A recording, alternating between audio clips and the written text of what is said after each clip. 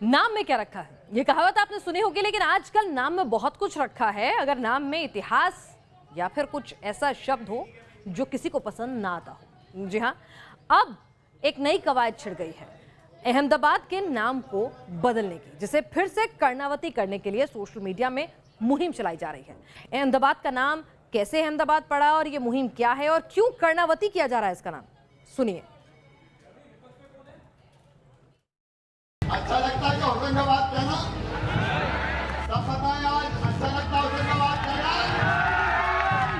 तो क्या करना चाहिए? जिसको होशंगाबाद कहा जाता है, हुसन शाह लुटेरा था, उसने उस शहर को लूटा, बर्बाद किया। प्राचीन नाम नर्मदापुरम था। अहमदाबाद का नाम भी कर्णावती होना चाहिए था। मुख्यमंत्री ने केंद्र सरकार को लिखा था और उस समय के प्रधानमंत्री ने मना कर दिया था, लेकिन उस समय के मुख्यमंत्री आज प्रधानमंत्री हैं, तो कम से कम उनको जल्दी से इसको कर देना चाहिए। इतिहास और संस्कृति के नाम पर शहरों के नाम बदलने का जो सिलसिला यूपी से होता हुआ मध्य प्रदेश पहुंचा था, अब उसकी अगली मंजिल बन गया है गुजरात का अहमदाबाद।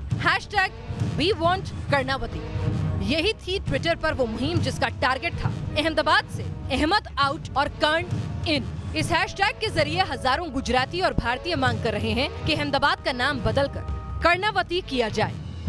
साबरमती किनारे बसे शहर का नाम कर्णावती करने के लिए 24 घंटों के अंदर तकरीबन 1 लाख से ज्यादा ट्वीट और रीट्वीट किए गए। इस हैशटैग या यूं कहें कि नाम बदलने की ऑनलाइन मुहिम का आगाज कैसे हुआ, ये भी आपको बताएंगे, लेकिन पहले समझिए क्या है कर्णावती वर्सेस अहमदाबाद का ये दंगल। 11वीं शताब्दी में सोलंकी वंश के राजा कर्णदेव ने भील राजा अशपाल को युद्ध में हराया, जिससे विजय के बाद साबरमती नदी के किनारे कर्णावती नाम का शहर बसाया गया। सोलंकी शासन 13वीं शताब्दी तक चला। अब तक अहमदाबाद को कर्णावती ही कहा जाता था।